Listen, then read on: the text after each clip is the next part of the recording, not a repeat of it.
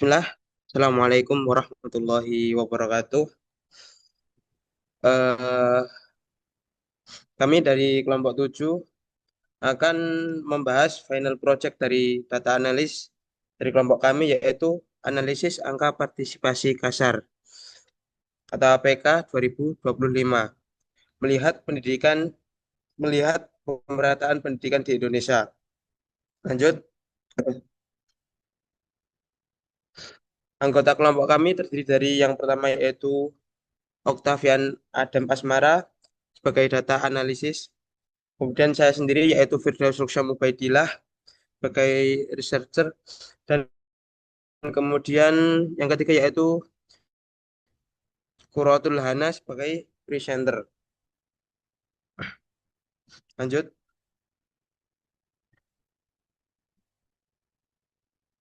Kemudian masuk ke latar belakang yang akan menjadi pembahasan nantinya yaitu pentingnya pendidikan. Nah, pendidikan adalah fondasi kemajuan bangsa. Namun akses pendidikan di Indonesia seringkali tidak merata akibat tantangan geografis dan ekonominya. Nah, melalui proyek ini, kami menganalisis angka partisipasi kasar APK tahun 2025 untuk memetakan provinsi mana yang telah berhasil dan mana yang membutuhkan intervensi segera. Lanjut. Nah, masalah utamanya yaitu terdapat 54% APK SMA di Papua, di mana di Papua Tengah dan Pegunungan hanya sekitar separuh anak usia SMA yang bersekolah. Ini menunjukkan ketimpangan ekstrim dibanding rata-rata nasional yaitu 89%. Dan terdapat minus 15% drop out, drop out final. Penurunan drastis partisipasi siswa dari jenjang SD yaitu 104% menuju SMA yaitu 89%. Di mana banyak siswa yang hilang di masa transisi SMP ke SMA. Lanjut. Baik, selanjutnya sebelum lanjut kepada data yang akan saya sampaikan,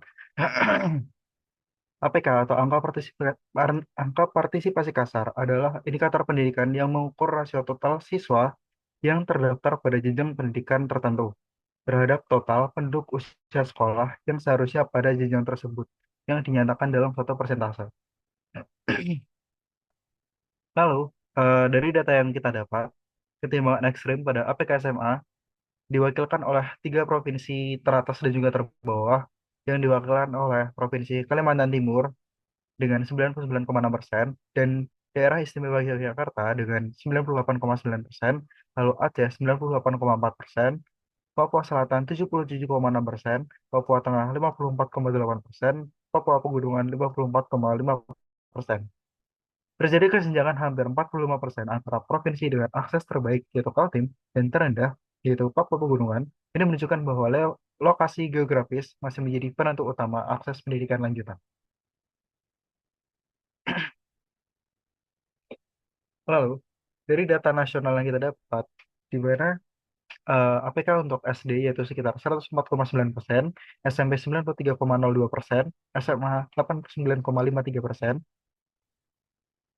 fase emas atau pada fase sekolah dasar, angka lebih dari 100% menunjukkan bahwa akses masuk SD sudah sangat inklusif, bahkan menampung siswa di luar usia ideal. Lalu, titik kritis dari SMP ke SMA merupakan penurunan partisipasi paling tajam terjadi saat transisi ke SMA, sekitar 10 dari 100 siswa dan di sekolah sebelum atau saat SMA. Lalu ada beberapa provinsi kunci sebagai contoh untuk kita analisis, yaitu di Kalimantan Timur memiliki status tertinggi, yaitu karena angka partisipasinya itu masih di sekitar 94% ke atas, dan ini menunjukkan bahwa persentase penurunannya tidak terlalu signifikan. Sedangkan di DKI Jakarta ini merupakan statusnya anomali karena terjadi keanehan karena kita tahu sendiri bahwa DKI Jakarta merupakan pusat ibu kota yang mana infrastruktur dan lokasi geografisnya sebenarnya sudah sangat mendukung untuk pendidikan lanjutan pada tiap jenjang. Namun masih aja terjadi penurunan secara signifikan antara SMP ke SMA. Ini yang membuat kenapa DKI Jakarta memiliki status anomali untuk APK provinsi.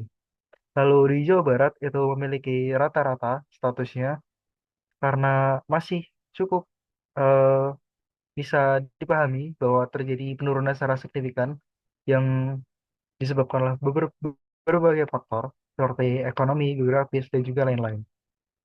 Lalu kita ada Papua Barat, di mana merupakan status tertinggi di daerah timur.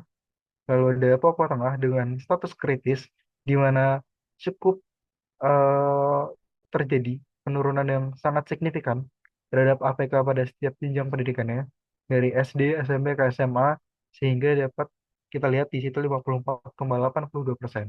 Data ini menunjukkan bahwa DKI Jakarta dan Jawa Barat meskipun pusat ekonomi memiliki APK sama di bawah provinsi luar Jawa seperti Kaltim dan Jawa Barat, dan Papua Barat. Kemudian selanjutnya ada insight data yang dari data yang kita peroleh tadi. Pertama itu ada overage enrollment. Hampir seluruh provinsi ini memiliki APK sekolah dasar lebih dari 100%. Nah, ini tuh mengindikasikan bahwa banyak siswa yang usianya itu lebih tua dari yang seharusnya. Misalnya ada yang tinggal kelas atau ada yang telat masuk sekolah. Kemudian ada kejutan dari Kalimantan Timur. Kalimantan Timur ini memiliki APK SMA tertinggi yaitu 99,59%. Nah, ini tuh malah mengalahkan DI Yogyakarta dan DKI Jakarta. Sehingga sistem retensi siswa di sana itu sangat efektif. Kemudian yang ketiga, justru adanya anomali DKI Jakarta. Nah, meskipun DKI Jakarta ini fasilitasnya maju, tapi APK SMA di Jakarta hanya 86,70% di bawah rata-rata nasional. Nah, urban property ini mungkin menjadi faktor penghambatnya. Kemudian yang keempat ada gap transisi. Provinsi seperti Riau mengalami penurunan tajam dari SMP 93% ke SMA 86%. Ini menandakan titik rawan putus sekolah ada di kelulusan SMP. Kemudian solusinya yang pertama ini bisa membangun asrama untuk mengatasi kendala geografis yang sulit di Papua Tengah dan pegunungan sehingga siswa-siswa itu bisa sekolah tanpa ada hambatan jarak ke lokasi sekolah. Kemudian yang kedua, targetkan provinsi dengan gap tinggi seperti Riau dan Banten untuk mencegah putus sekolah pasca SMP. Kemudian yang ketiga, memperbanyak SMK di daerah industri seperti Karawang, Cikarang, dan yang lainnya agar pendidikan ini relevan dengan lapangan kerja. Kemudian sumber datanya kita ambil dari data Badan Pusat Statistik BPS Indonesia untuk proyeksi tahun 2025. Berikut merupakan dataset yang telah kita gunakan yang berasal dari Badan Pusat Statistik. Eh, Data yang kita gunakan berasal dari 38 provinsi yang ada di Indonesia dan juga ada merupakan data dari eh, nasional, yaitu dari seluruh provinsi yang digabung jadi satu, itu pada bagian paling terakhir. Sekian presentasi dari kelompok 7 kami. Kurang lebihnya mohon maaf. Wassalamualaikum warahmatullahi wabarakatuh.